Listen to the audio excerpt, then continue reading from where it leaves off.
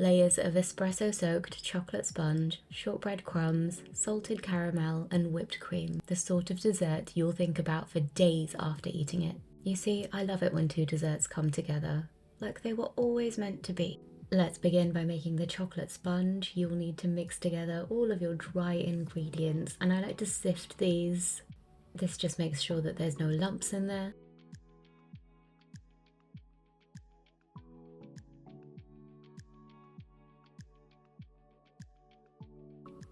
Now we'll briefly whisk together our wet ingredients, which consist of full fat milk and some white or apple cider vinegar. After about 5 minutes, this will thicken and make somewhat of a buttermilk, which means that we don't need to add any eggs to this sponge recipe. This is ideal for anyone who is avoiding eggs in their diet. Whisk everything together for about a minute or two, but don't overbeat.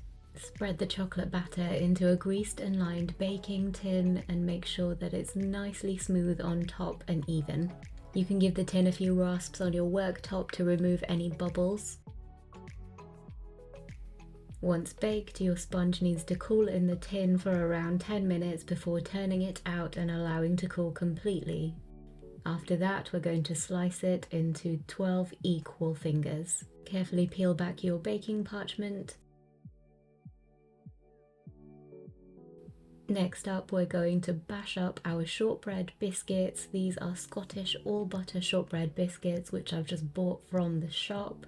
Use the end of a rolling pin to bash them up as coarsely as you can. They need to be quite rough and pebbly because we want some good texture in this tiramisu.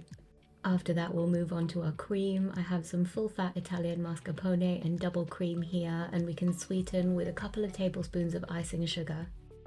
Just whisk it up, trying not to overbeat because this comes together and thickens really quickly in about a minute to 90 seconds.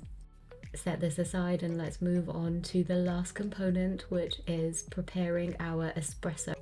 This is instant espresso, and to it I'm just going to add some water. This is really hot water but not boiling.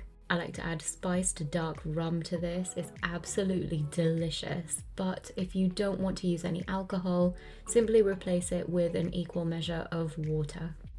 Take a deep serving dish and one by one start dipping your sponge fingers into the espresso mixture. Arrange them in the base of the dish in a single layer. Cover with half of your mascarpone whipped cream, as well as some of those shortbread crumbles and some salted caramel. You can either use shop-bought salted caramel from a tin or a jar, or you can buy some caramel and simply add some flaky sea salt.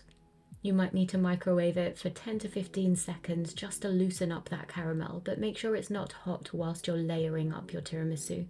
Once this layer is complete, we're going to repeat exactly the same layering process, using up all of the ingredients.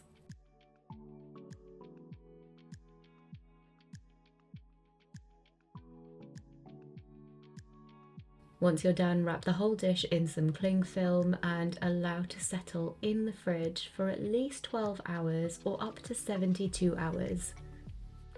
I think it tastes best around the 24-hour mark. But the longer you leave it, the more time those flavours and textures have to marry well, get to know each other. Just because you can doesn't mean you should. Why do people say that? When it comes to food, I think you should, just because you can. Thank you for watching. Please do subscribe to my channel and I will see you in the next video.